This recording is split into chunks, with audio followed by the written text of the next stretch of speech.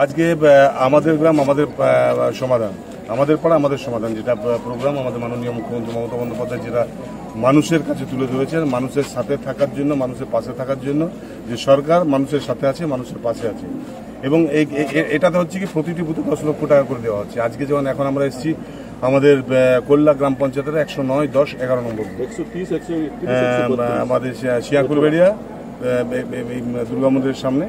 তো এখানে অলরেডি গ্রামের মানুষ তাদের স্কিমগুলো 10 লক্ষ টাকা করে যে স্কিম ছিল স্কিমগুলো তুলে ধরেছে। ছোট্ট ছোট্ট যেমন হাইমার্কস, ছোট ড্রেন, আমাদের কি বলতাম রাস্তা, বিভিন্ন ধরনের ছোট ছোট রাস্তা কাজগুলোকে ধরেছে।